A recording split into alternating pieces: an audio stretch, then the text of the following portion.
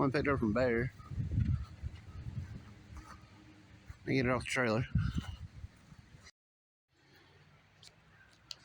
Alright, got it on a strap, ready to throw her on the ground. Get over there to see what's wrong with it.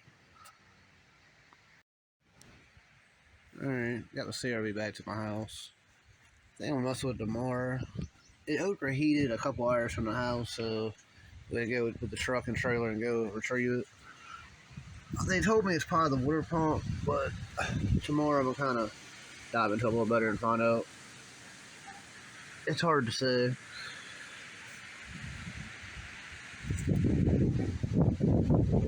So I guess by the time y'all see this, it'll be a few seconds, but tomorrow I'll get started and start playing with it.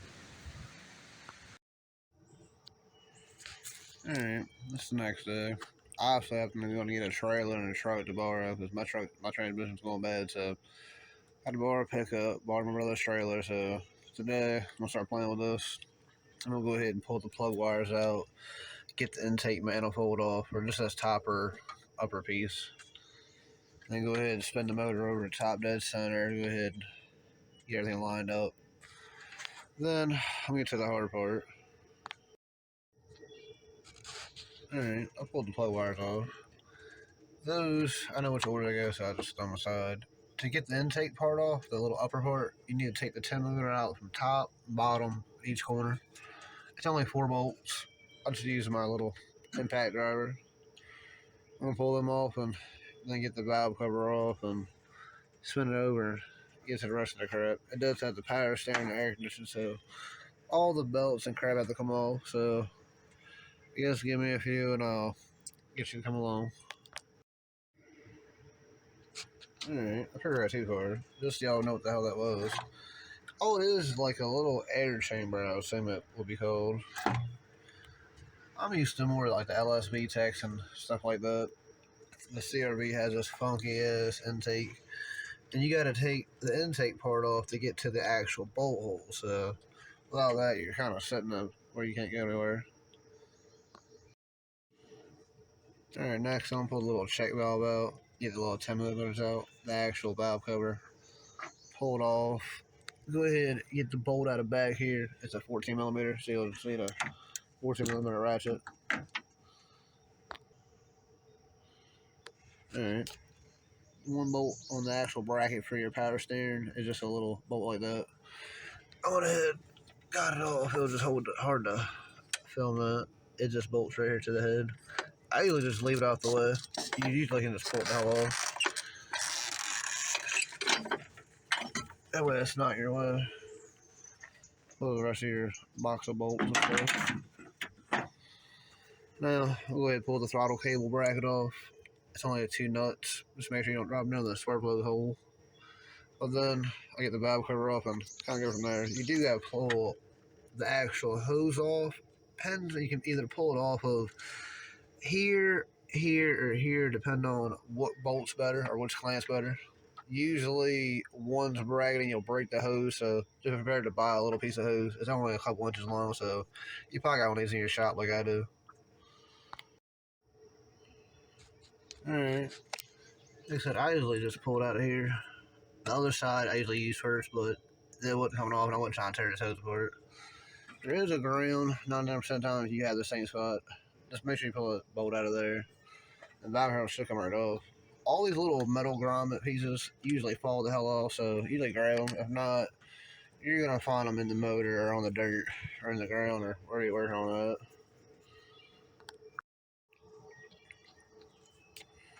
Alright, got the valve cover off.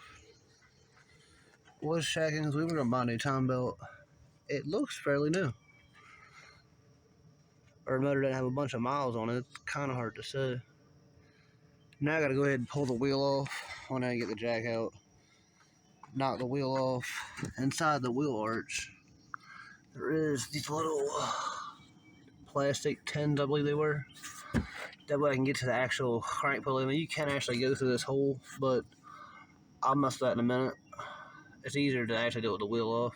I guess I could just cut the wheel and do it that way, but I actually got to pull the crank pulley off and stuff too, so I'd rather have all the access than barely a little hole. So depending on how far and what you're doing also, definitely probably pull the wheel up. It's a lot easier. Alright, got the wheel off. Once you pull them 10-liters out, they are plastic, so do not break them. You almost could barely use a ratchet and just finger tighten them out. But get that out of the way. This will actually hold it anyway. I usually just use the ground to hold it. And just take the ratchet. It's a 19mm if you wonder. I usually use a half-inch drive, so it's not a little teeny ratchet. You need to come up here, find where it says up on the cams, which actually ain't too far. I think you can tell from where I'm pointing, but right there. Depending on what stroke we're on, could be on the compression stroke or not. I have to spin it around to the actual line down there. I have to really get the camera, but on the side of the case is a plastic arrow, little line. That needs to line up with a mark on the crank. You actually see 4 different lines. In a second, I'll try to spin it over and get a little better shot. Alright, like I was saying, take a 19mm, spin the crank around so actually the cams. I ain't pulling in there enough, y'all see. There is a up right here. A up right here. There's 2 little dashes here and here. Sorry, this cruise control thing's in my way. I'll give you a better angle of it, but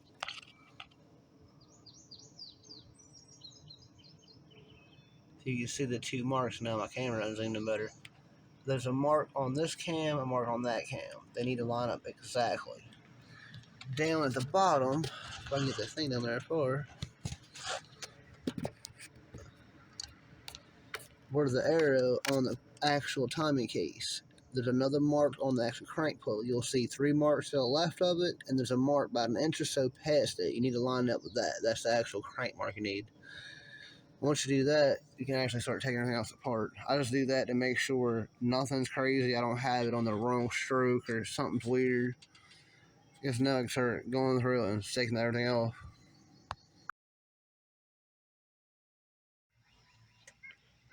Alright, I've been spinning the motor over a couple times. It does have a new Gates timing belt, so I'm more likely just going to leave that on there unless they want to go ahead and buy a new one, which I doubt since money's kind of tight. Especially if it ain't my truck, I'm not buying something for them. I mean, I don't mind fixing it, but I'm not going to buy parts and fix it for free. So, I guess give me a few. I'm going to start getting all the rest of the stuff off. I need to get, like, the power steering out of the way. Literally just going to unbolt them up here, other bolt at the bottom, move it up out the way, but you will have to remove the actual return line part, the little clamp. Pretty sure it's just a worm clamp, you call it. Whatever it is, pair of pliers, pull it off, and sit out of the way, and just sit the power steering pump up here on the actual cruise control or wherever it reaches. It's going to make a mess, so put a paper towel or something under it first. Then you got to start getting the other stuff off, like the alternator belt, and then you get the power steering, the alternator, and the actual air conditioner off. So, alright, I'm going to start by getting the power steering out of the way. It's actually a 12mm up top, and one down here is a little slotted hole. Just get them 2 loose to get this little clamp actually off and get the hose off. Move it up out the way. I'll kind of show you what I mean. Alright, I pulled the power steering out the way like I said. It did make a hell of a mess, but I did put the actual power steering line in a little bag so don't make a mess. That way if it's a little extra stuff in there, it'll fill it up like it is. Up here, I just took the actual pump, put it in like a Dollar General bag and just kind of throw it in the corner so you can actually get to the case and all the stuff, because you do got to pull all the stuff off to kind of get to it. So just give me a little bit and I'll get a little further. To get the next bolt, or the next bolt off, you need to get a deep socket 12. I used the 12 wrench on this side. I have a little guy. Kind of get it over this to break that loose. But you also need a little 7mm to actually spin this actual bolt. My stud actually was still touching it. When I pulled the nut off, it was still actually keeping it in there. Once you do that, the belt will actually start coming off a little better. So, one less thing to do. So now I'm gonna just probably hood it up out the west and then hold me up. Alright, you still need to get the alternator belt off. What I did with the same wrench, put it actually on that, break that one bolt loose, just loosen it a little bit. An actual alternator, take my hand on there, will come loose. It'll give you enough play to actually get the belt off, so that's way easier to try and take the alternator off. So, alright, next, you need to get a 19 millimeter and break the crank pulley loose. This, you'll need the actual tool, or what I usually use. It's way simpler. Just use a little impact gun, or not little, but a decent impact gun that has some torque.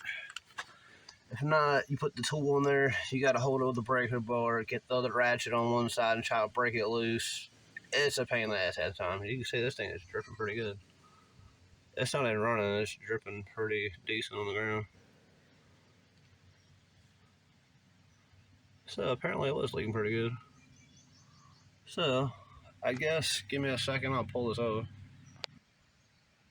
Alright, like I said, with the impact gun, that took me 1 second. Just be careful. If you haven't done this before, there's a little keyway. It goes at the top up here and there. When you pull it out, that shit might literally fall out. And there is a little metal piece you need to pull out too. Just make sure you put it back on there. That's the actual belt guide. After this, you need to start pulling all the 10 millimeters out the side of the timing case, and I can't remember how many there actually was, but there's a bunch, so just make sure you take your time and you'll get them all.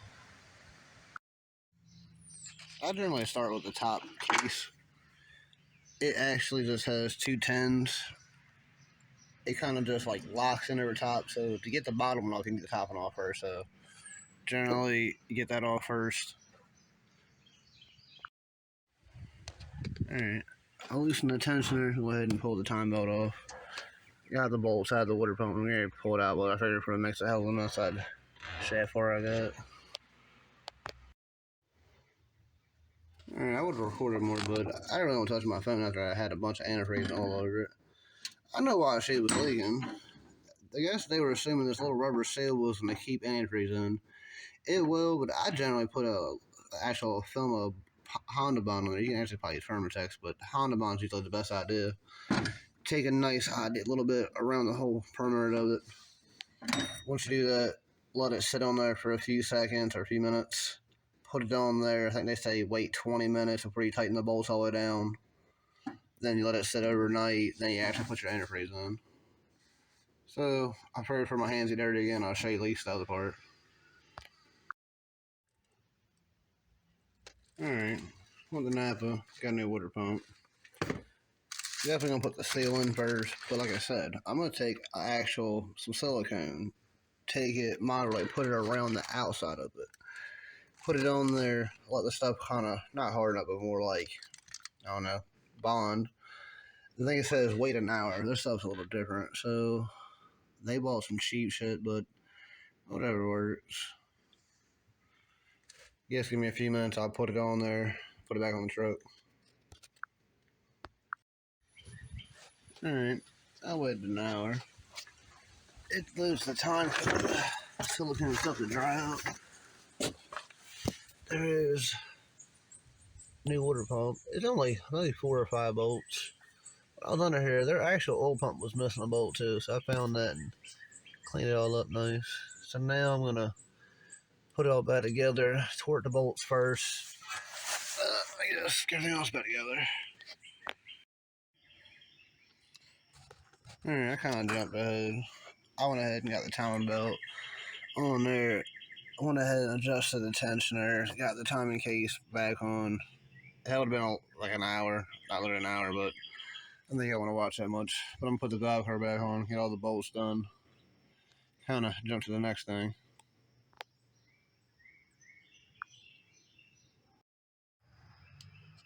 Alright, I literally skipped to the end. It's getting late and the luxury man ain't trying to be all night. I got it all together. I'm going to let the Permatex actually sit until tomorrow. I think it said 24 hours and stuff like that. So I'm gonna let it sit. Don't put any antifreeze until the whole day's been up. That way, it's got plenty of time to set up. That way, it won't leak. Apparently, somebody had put a new water pump on here. Didn't put anything on it. Just it was leaking everywhere. So hopefully, this will fix their problem. So they don't call me tomorrow. Say it's leaking again. Cross your fingers. See what we can do.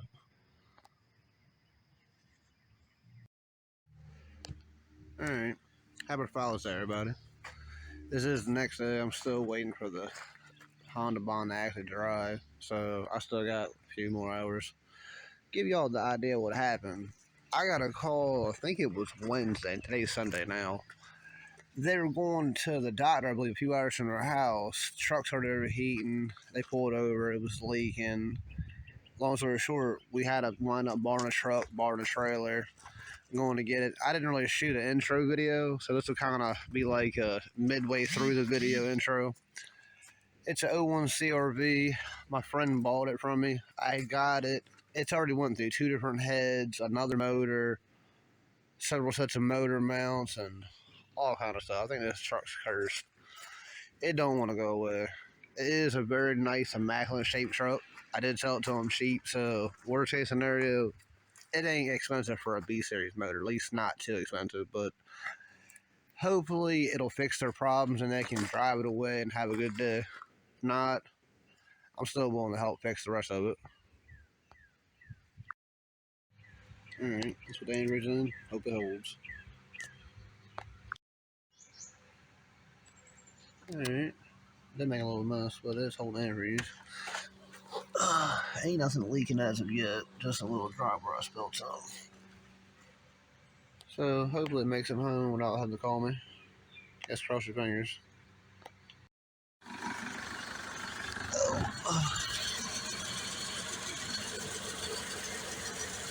Oh, see, that's how you.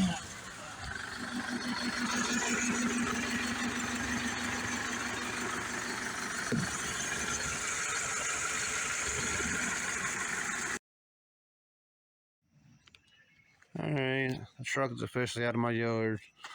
So hopefully they make it home. Now make sure you like, subscribe, comment. Have a good day, guys.